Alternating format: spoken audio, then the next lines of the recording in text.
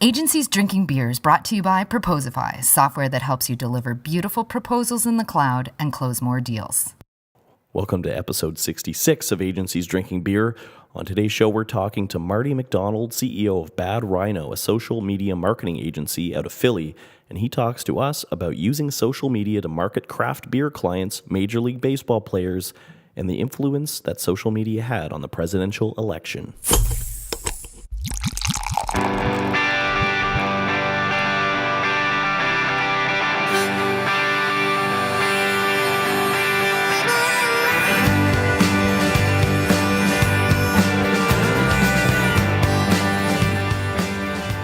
Hello, Kevin. Welcome back. Hello, Kyle. Thank you. The listeners have missed you sorely in the last couple of weeks. Hey, you did a great job, though. You guys did the podcast without me. You did the editing. You guys made it happen. That's true. Do you feel like we don't need you anymore? Because it's not true. Oh, I would gladly give up the editing job for the podcasts. It's kind of a pain in the ass, isn't it? No, I'm just kidding. Actually, I enjoy it. No, it is, though. Well, you've been busy in the last couple of weeks. You were in Melbourne, Australia. Well, Sydney at first, and then Melbourne. And interestingly enough, they've been rated in the last 5 years to the top 5 places to live in the world, the happiest people in the world. I bet there's a lot of Americans who would love to move there right now. There's a lot of, I met Americans, Canadians, people from all over the world that would go there on vacation and just stay. Yeah. It's just awesome. So you had a good time there. You did a lot of stuff. You had a lot of meetings, and there was a big conference you were at. Well, what I found interesting is it's our second largest market for Proposify, and early on, we had quite a few people from Australia coming and using our system and signing up, which I remember thinking that's pretty cool, but why? And when I was chatting with people over there, several said that they boast in the fact that they are early adopters. They like to try new things and very open-minded, and they love to do business. So, from a professional standpoint, it was a great trip. It's baked into their culture. It is. Early adopters. Yep. Yeah. I don't know why that is, but it's just the way it is. Strange animals. I don't know. Yeah, a lot of critters. A lot of critters. And I was away last week in Boston, your old town, your hometown, I guess. Love Boston. Yeah. So I was there for the Inbound conference that HubSpot puts on every year. That was my first Inbound. And I saw the Kula guys down there. Oh, you hung did? out a little bit with Carmen and Jeff. Yeah. Oh, great. Also saw some really good talks. Saw a really good talk by, I don't have her name in front of me, but she works at HubSpot. And it was on historical SEO, about going back and optimizing old posts to push them up higher. Because it was interesting. She said that 80% of HubSpot's blog traffic in their lead source comes from old posts, because it ranks well in search engines. It's great news so for they us. Optimize old stuff. We have a lot of old content to reuse. Exactly. The old stuff is where it's at. So, and because of the new posts are usually, they don't drive a lot of leads, because it's people who are already signed up to your newsletter, or people who are kind of promoting it. But a lot of the leads actually come from people searching topics that over time you've ranked higher for. So they actually make a practice of going back and optimizing old posts. That's fantastic. It was a really good takeaway for us. Big and time. One that we plan to do. And so people should check that out. And the other thing was, it was really interesting to see the HubSpot founders speak. Dharmesh Shah and Brian Halligan gave talks in separate talks. And it was kind of cool. Brian talked about just sort of the changes in, the web from 10 years ago when they started HubSpot to now, and what's changed. And one of the many things that he talked about was how we use video now. Basically, we've gone back to the silent era of videos. People are, think of how many times we use GIFs. You're on Facebook on your phone, and you don't actually put on the volume. You just watch it and read the captions. Interesting take. Yeah. History repeating itself. That's true. Yeah, that's interesting. Dharmesh talked about how bots are, right now they seem kind of buzzwordy, but they're going to be a big thing. HubSpot's already building a bot so that you can basically tell the bot, hey, I met this person, and then it'll automatically go and put it in your CRM. Wow. So it's like the bots are actually doing stuff for you. We need a proposal bot. Well, we do kind of have a proposal bot, but it's just an autoresponder One that and will intercom. build the proposal based on certain preferences. That would be cool. Yeah. And scary. Ooh, it's all good stuff. It's all cool. Yeah. And not that we want to get too into this, but because I'm sure everybody's sick of hearing it, but I was down in the U.S. for the presidential election. We were both That was away kinda- for it too. But being in the U.S., and especially in a state like Massachusetts, where the country virtually started, and they're very passionate. Very passionate. Yeah. A lot of upset people. And the next day, I was standing on a street corner just having a coffee and eating some breakfast, and like passersby, it was just kind of surreal. Everybody walking by, it was like, I heard their conversations as they passed me. Everybody was talking about it. So, yeah, see what happens there. And I was on the other side of the world watching it and getting a perspective from the Australian news, but not a lot of people talked about it. Well, then again, I mean, I was there with a Canadian passport and had my Canada hat on, and so, once in a while they'd say, hey, what did you think about the election next door to Canada, and so on and so forth. But for the most part, it wasn't, God, I could imagine. I mean, I thought about you being down there. Oh, it was very intense. Yeah. And actually, I thought it was a little odd. Maybe HubSpot had booked it too long in advance, but I thought it was a little bit odd that they booked the event to happen during a presidential election, because it really cast a shadow over the entire event. I agree, yeah. And the next day, some speakers were emotional. I saw Rand Fishkin, who I'm sure a lot of listeners know, of Moz. He gave a talk, and he was very upset about it. He's from Seattle. And right. He actually said at one point, said something about eventually he's going to be like shipped off to a camp or something. Like, he was just very dramatic about it. But he was cracking a joke. But anyway, all we can do is move forward. Yep. Think positive. We want whoever is in the administration to succeed, obviously, not fail. Yeah. It's important for everybody. I heard Sam Harris talk about it, and he was like, imagine you're on an airplane and somebody, it's the pilot is taken out. Somebody who's has no experience flying before is now commanding the ship, or not just the ship, but the plane. And you might not be happy about who's in the cockpit, but we're all praying that he does a good job. I like that. That's good. Yeah. That's really good. Yeah. Okay. Well, before we alienate listeners too much, let's move on to a really good interview we just had with Marty McDonald. This is a really good one. Yeah, we touch on a little bit of the election in terms of how it's changed social media. Nothing too biased, I don't think, either way. And then just, he's just a really good guest. Had a lot of good stuff to say about social media marketing in general, running his agency, and how they got their name. I'm extremely jet lagged, and it definitely held my attention, so it's a good one. It is a good one. So with no further ado, let's move on to the interview with Marty McDonald.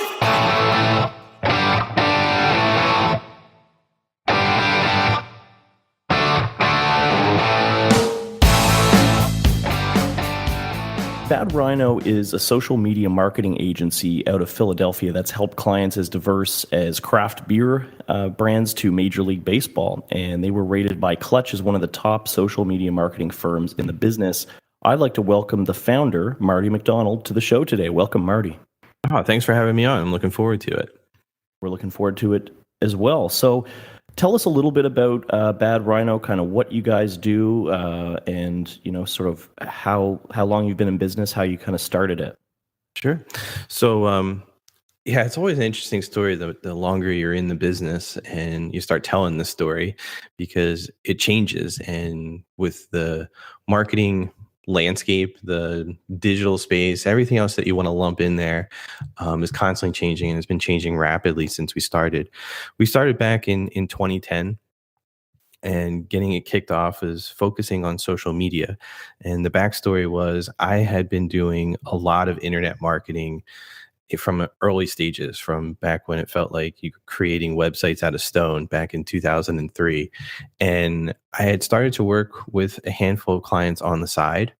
And my business partner, who I knew from a previous employment engagement, came to me and said, hey, I'm really tired of doing what I'm doing. And I have this blog, and I've gotten a ton of notoriety through Reader's Digest, through Wall Street Journal, and a handful of other places. But that's not exactly what I want to do. But they're asking me about how to build the audience, how to sell on social media. And he's like, I'm starting to get a little bit of notoriety for it. So that was the first, conversation around it. And that was in August of 2010. And I, at the time, was looking at something that I had to do, which was revolving around social media. And I said, there might be something here. I said to Rich, I said, I'd be more than happy to help you, maybe get something off the ground and help you, do what you really want to do. So let's talk about it. But first, you have to come up with a cool name. And Rich is a great business partner, and he's very well thought out, and he's very methodical. So I'm thinking, man, this is going to take like 2 weeks for him to, come up with this. This buys a ton of time. Maybe he's just, spouting off in the afternoon. Well, he came back in about 45 minutes and wrote down 12 names on my whiteboard. For the life of me, I can't remember the other 10, but one was Moosehorn and the other one was Bad Rhino. And we obviously went with Bad Rhino, and we were off to the races. And, if we you knocked were on a Canadian ton. like us, you would have went with Moosehorn. Right? Well, we're big hockey fans, so Moosehorn was kind of like a conversation that we had. But the funniest part about it was we started off in 2010 as a social media marketing agency, right? And we knocked on a lot of doors, and we got a lot of puzzled looks and a lot of question marks. But we quickly got a handful of clients that we were started out with, and that just grew and grew and grew. And here we are 6 years later, cruising along, so to speak. So I thought you were going to tell me that like somebody you knew had a really bad nose job, and that's why like really bad rhinoplasty. So that's why you named it Bad Rhino. We get that too. I mean, sat down with marketers of all different backgrounds and different things. They're like, you need to come up with a story. You need to talk about like a safari or something exactly like that, bad rhinoplasty. And I'm like, An I evil like our rhino that was stalking you in the African plains. exactly. I'm like, I like our story. I'm like, it's real and it's honest and people resonate with it. It's fun. Yeah, no, definitely memorable. I like the hat, by the way. The rhino on your hat looks good. No, thanks. And the fact that you're drinking a beer, I think I see a little bit of a glass there. Oh, it's a beer. Yep. Of course. So when I talk to a lot of agency owners, and maybe some of them are listening, a lot of them always tell me that lead generation is kind of one of their biggest pain points, because running an agency, you kind of rely on word of mouth and referrals. I mean, how do you guys do it? You said you've grown consistently over the last few years, and sort of maybe walk us through a little bit of your business development process. Sure. And I think that's a challenge in any business, and I can definitely appreciate it from the agency side for sure. And I shouldn't say it hasn't. It has changed a bit since we started, but we were lucky enough to leverage our networks at first, and that has to be a constant thing. The referrals are, if you look at our business and you look at where the leads come from and where the business has closed and is creating revenue, it's referral upon referral upon referral. But that doesn't mean that my neighbor gave me 12 people to talk to, and those 12 turned into, another 10, another 6, blah, blah, blah. The biggest thing has been creating relationships and getting that word out there, doing podcast interviews, having articles written about you or contributing, and attending events and getting to know people has been by far the best way that we have, whether we're just attending the event as an attendee, learning and networking, or we're speaking at an event. All those things have really, really brought business in. Then you have to do what I call the blocking and tackling. You have to do some advertising, whether it's Google AdWords or even Facebook or LinkedIn, and you have to just get the word out. And those have been the two main things, have been networking, referrals, and then just creating something that pulls in cold leads at least somewhat consistently. So whatever's consistent for your agency, if you need 4 qualified leads per week, or if you need 10, or if you need 1, make sure that you're working on something that can provide that. Yeah. And that's something I think a lot of agency owners don't do, which is what you're doing, is being, actively going out and proactively being on podcasts and submitting articles. I mean, really at the end of the day, that's just content marketing, right? And very few agencies are doing that. Very few are. And that's why I started doing it more and more. And I'm telling you, not you guys excluded. Some days you get up and you're just like, man, I don't feel like doing this podcast whatsoever. Or I you never have feel two like of them, that. or you have five of them, or whatever that week, or, proofreading that article. And you had mentioned, we were named 2016, so one of the top leaders in social media by Clutch. And we're also going to get that in 2017, which is cool.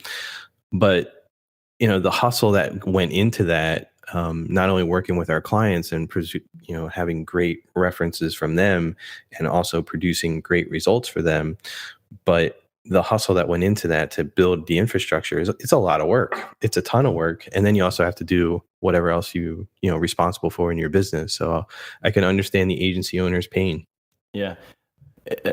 I like what you said about the hustle required to get named by any article or award. It's like you're not just sitting around and then Clutch is just sort of randomly reviewing firms and then decides to name you. I mean, it's kind of making yourself visible to those guys, and that takes a lot of behind the scenes work, right? A lot of work. You have to not only be good and be recommended, and then they're going to put you through a process too. And it's one of the reasons I don't necessarily do RFPs all the time, because it's just going to be a dog and pony show and a lot of work. But also, we've gotten a ton of business. Ton is relative, obviously, from being mentioned there and being able to leverage some of the articles that they put out there, and it's been great for our name and brand presence. Yeah. Don't get Kevin started on RFPs. I wonder if anybody even responds to them anymore in the agency business. It seems like everybody hates them and doesn't do it anymore. When you think about it. Yeah, I hate them. So my rule of thumb is if it's going to take more than an hour for this to be put together, and you're going to say, then go to next stage and next stage, I'm out. I do know this, and if you're a brand new agency and you've never done one, do one and treat it seriously. And you're going to pull a lot of stuff out of your own business that you can find gaps in really quickly. It's a great learning tool. But like you said, I don't know many people that, even submit them anymore, because it's just a waste of time. That's really interesting. I've never heard that before. Is that an RFP, doing the RFP, it doesn't really matter if you win it or lose it. You can learn a lot about, just how to try to communicate your, what you guys do effectively. Yeah. And that actually, go ahead. No, I was just going to say, I was never a big fan of them in any business that I was involved in or a partner or owned, but we did two. We did one at the very beginning, and I was like, screw this. I'm never doing this again. But then I also, when we first did it, I was like, wow, we're missing this piece. We're missing this piece. And then it became something that was like, you know what, how would we scale if they gave us this new part of this project? Do we have a partner? Do we have this? So it started to build out and fill in gaps in our business plan, which was fascinating to me. And then we got one that I was very interested in, and I did it again, and we were, further along. I think this was about a year ago, actually. And I was like, wow, I'm like, this is pulling out some new gaps that we have, and just answering the questions and how you would respond, and then, actually presenting it really did help that. But I'm with everybody else. They're a massive waste of time for the majority part, but they can answer those questions for you in a very, very succinct way. I think I'm a bit of a strange one, because I actually did enjoy redesigning our proposal template at our agency. I was kind of like, I don't know why, I kind of got out, and then we just ended up making proposal software, so that Right. that scratched my itch. But I actually really I was never happy with our proposals, and I was always like, every time we did a big one, it was like, okay, I'm just throwing it all out and starting over again and trying to do it better. But when I would actually submit them, we got shortlisted a lot for a small agency, and we used to compete against the larger ones, and quite frankly, we used to do quite well with it. And a lot of times it was because of Kyle's layout and design and the way we presented ourselves. And unfortunately, with RFPs, they're usually often very stringent on the parameters and Format, you really everything. you can't really have that flexibility. We as an agency decided we were in a small market, so we would only respond if we were invited and we knew who was submitting it, and if it was fixed, basically, we were crooked. Yeah, and we knew that it was at least there were only like 2 or 3 of us going for it. Then it was worth it. We had a high probability of getting it. That's pretty much it. That was the last one we did. We knew everybody else going into it, and it was a good exercise, and but it was a massive undertaking. But yeah, Proposify is great. We use it, and it streamlined everything that we did. And again, it was another thing when you looked at it, you're like, oh, this is perfect. This was something that we always struggled with wording, or oh, I like the wording there, but if we just tweak it here, now it's Bad Rhino and it's perfect. Well, thank you. Nice to hear. Kevin, you'll submit the bank transfer to yes, Marty. I will, yeah. Yes. It's already been done. So one thing I want to talk about is you have done social media marketing for a craft beer client, or maybe multiple craft beer clients. Mm-hmm. Can you kind of walk us through that case study? Who was it, and kind of how did you use social media to market them? Sure. So I can mention the one that I'm allowed to mention, but we do a couple. And one of the best ones, and one of the first ones was Victory Brewing. And we just wrapped up not all that long ago with them. And we were brought on for a consultative, add-on to their marketing team. And I'm a big craft beer fan. I don't know what that says about me. People read into that differently. Good taste. Good taste, I'd say. Yeah, exactly. So it's one of my, I guess, you call it a little passion, but I just like where it's going and the industry, and it's fun. And it brings back a lot of the elements of why I started Bad Rhino. Small business, community-based businesses, bring people together. And I think social media does a lot of that. Some of it's good, some of it's bad, as we can see, during an election process. But also, with craft brewing, it's built right in the neighborhood. That's the whole idea of it. So I started doing a ton of research and working with some smaller brewers in the area. And then I spoke at a restaurant event, mainly for restaurant and lodging. And one of the co-founders of Victory Brewing, which is the 14th largest brewer in the country and happens to be right down the street from our office, next town over, was sitting in the audience. And, basically their marketing person contacted us, and a week later we're sitting in a room talking to them and strategizing with them on their social media plans and their digital marketing plans. And it was a blast because you saw the gaps in the company that they could not tie some of the other pieces to get a real engagement, didn't know how to measure it. So we spent the bulk of our time, working with them, to increase that engagement, increase the help of, event management, for lack of a better term, to promote those events into new areas, to support their salespeople, to give them a little bit of color to what they were seeing on their social media channels. Because beer is easy, you can get likes, oh look, there's a beer and a pretty woman, or there's a beer and a group of pretty people, or a beer and a landscape picture, and you're going to get some sort of response. And then you have the beer nuts that are going to be like, what type of hops, all sorts of stuff. But then it was really, I was going to sort of interrupt, but I was going to say, I think it's usually like the Budweiser brands and stuff that use sexy women. I think for craft beer, it's usually like fat guys with beards and flannel shirts to market. Right. It's true. Yeah, and it's true. But when you look at some of the things that were going on against like some of the competitors, it was like, kind of a mixed message of things. And that's why I bring that up is, you have to look across, everything of how your communication, which ultimately social media is, or any marketing is, how it's communicating with that core group of people to elicit the right responses. When they were looking at it more from a standpoint of eliciting that response to increase attendance at events, getting their beer into new places that didn't know who Victory was. So it was a heck of a lot of fun, and it led to, a lot more business in the craft brewing area.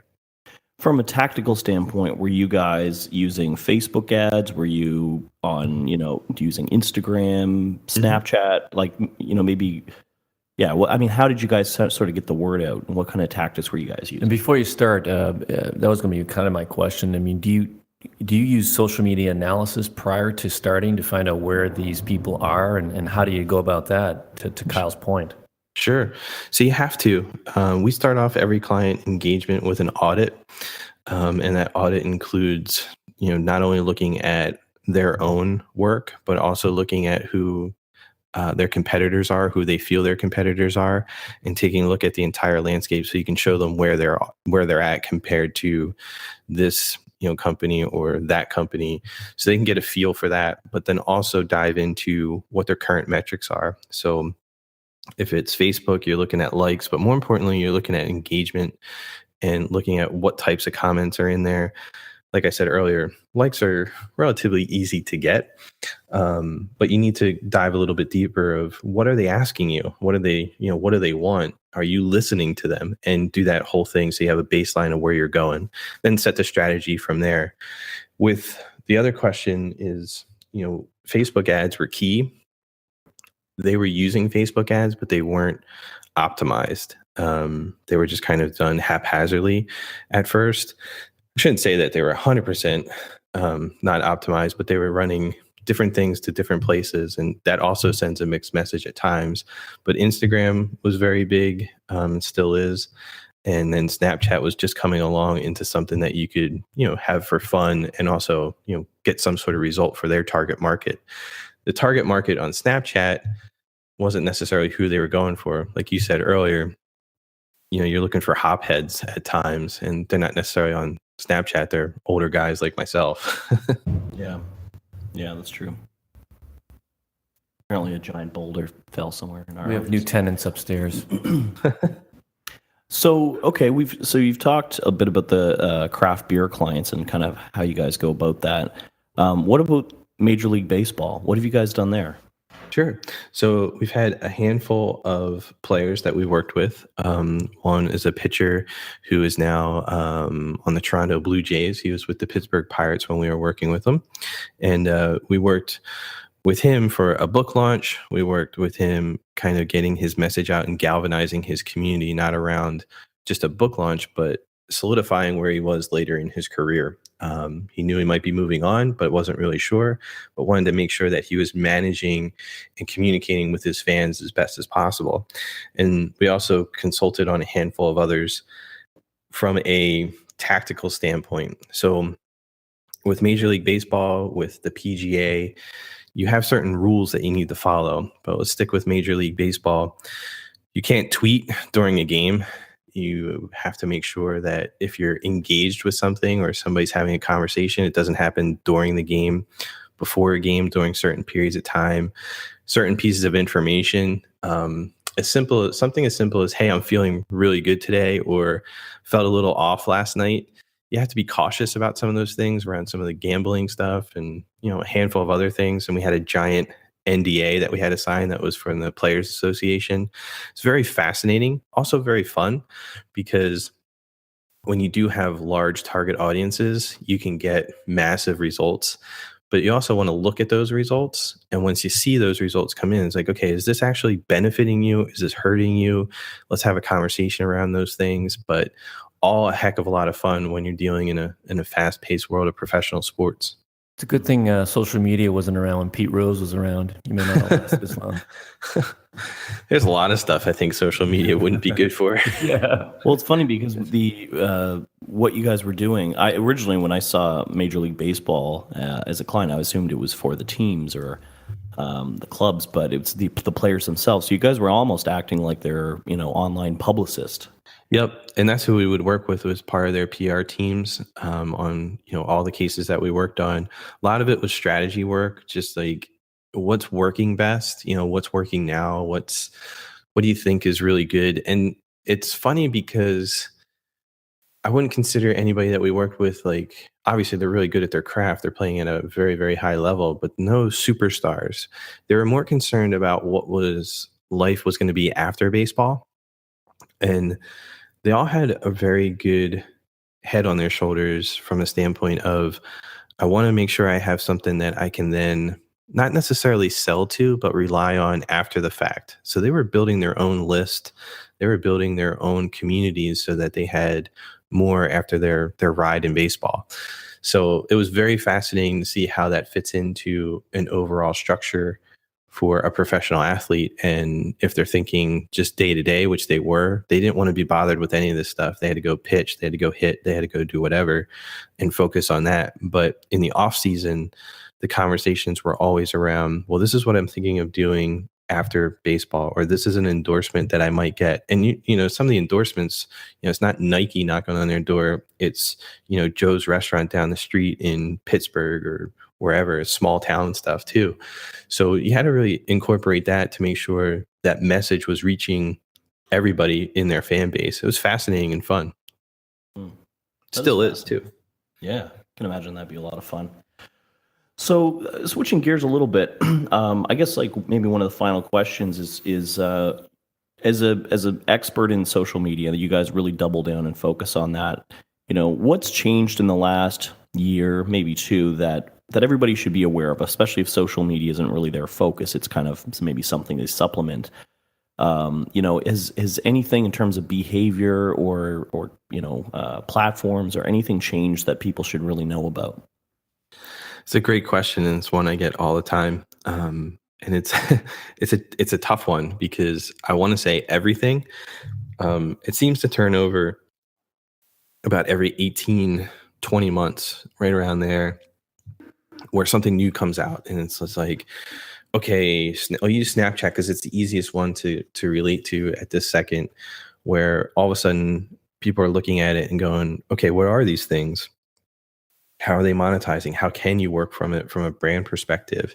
And it really brought video into the forefront.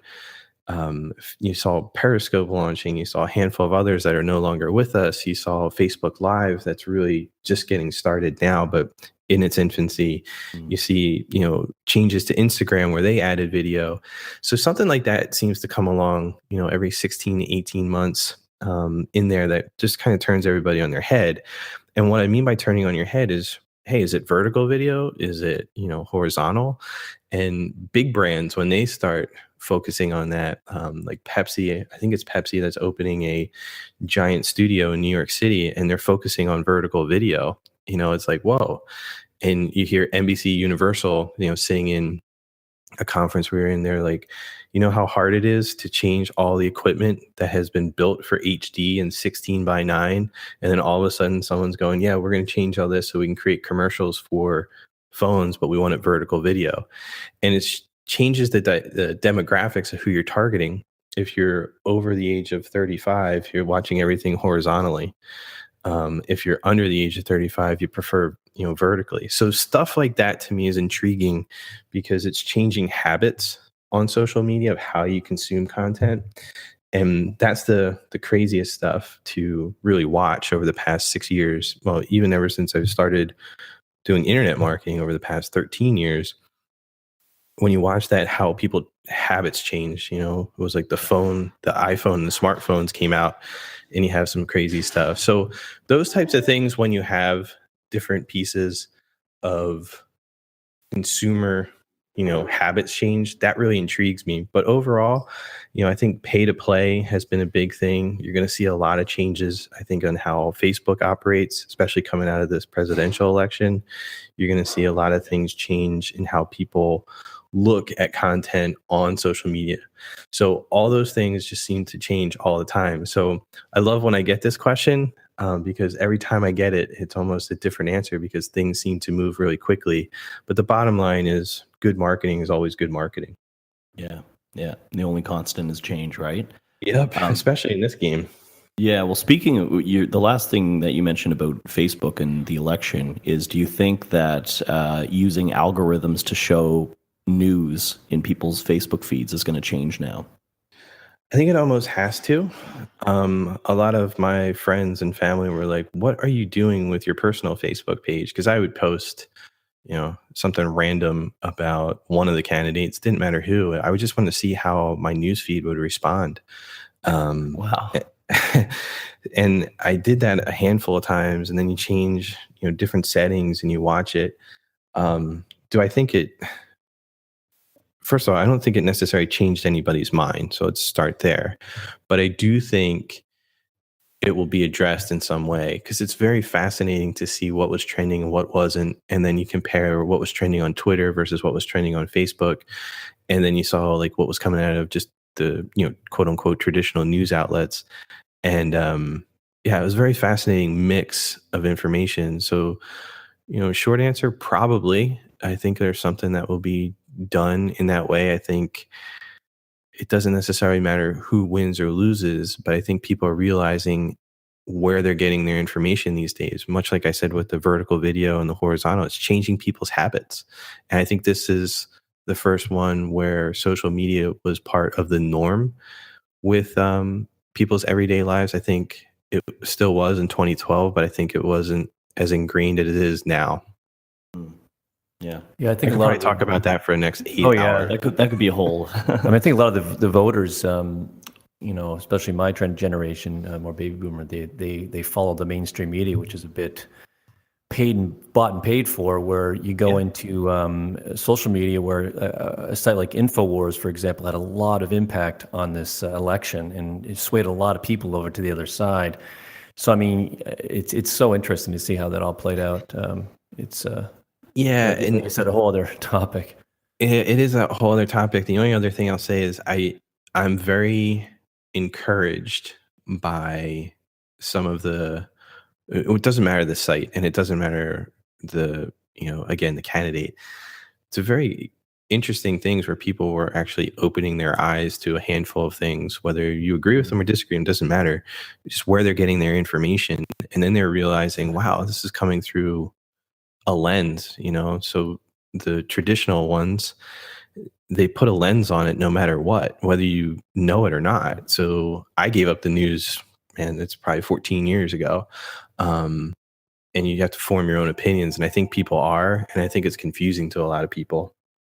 There's a woman actually I followed for a while in Syria. She had no agendas. She just basically was on the ground, and she would have to move from building to building sometimes with the bombings, and reporting exactly what she was seeing. And it went completely against CNN reported, and it was amazing. And she reported on what who was on the ground, and she could see okay, looks like this group is supporting X, and I don't want to get political, but it was amazing. Exactly. And getting like you said, getting the real stuff and shutting off the networks that are bought and sold. If you wanted to see, Periscope was just coming out, the Baltimore riots, that was the first time I was like, this changes everything, because we were watching, this was in my office, I think, watching on the news and then watching a Periscope, and I'm like, somebody's lying, and I'm like, which one? And you could see it because they're on the same corners. Wow. Like, you're like, hold on a second. And I could talk about this for a month, but it's very interesting. But back to the marketing piece and how it affects, people that are doing marketing on social media, is you're going to have to look at your headlines a little bit, because I think some of those things are going to come out as a backlash. So they'll be a little bit more stringent in terms of that and what they're going to show on an algorithm. I could see financial people say, that have good financial products, what to do, whoever wins, whoever lost, putting those names in there. I could see a backlash and not showing up, or having a higher cost per click, or having to verify your website a little bit more. So it's going to be fascinating to watch. Yeah, very interesting stuff. So Marty, if people want to kind of find out more, how can they get in touch? Sure. Best way is just right on our website. So badrhinoinc.com. You can check us out there. We have a great blog on there as well, and some information about who we are, what our process is, and what we do. And, just mention that you're on this show. You can shoot me an email directly at Marty, Marty, at badrhinoinc.com, badrhinoinc.com. And just mention on the show. I'll be happy to answer your questions. That's awesome. Thank you so much for your time and for sharing your insights with us. Yeah, it was really interesting conversation. Definitely. Thanks again. Yep, take care. Thanks. Thanks for listening to this episode of Agencies Drinking Beer. If you enjoyed it, we'd appreciate it if you rate and or review us on the iTunes Store. If you have a story or lesson to share with other agency owners and managers from around the world, hit us up. Just email Kyle or Kevin at proposify.biz. And also, if you write business proposals and you want to make that process a whole lot easier and more streamlined, check out proposify.biz and sign up for a free 30-day trial. Cheers!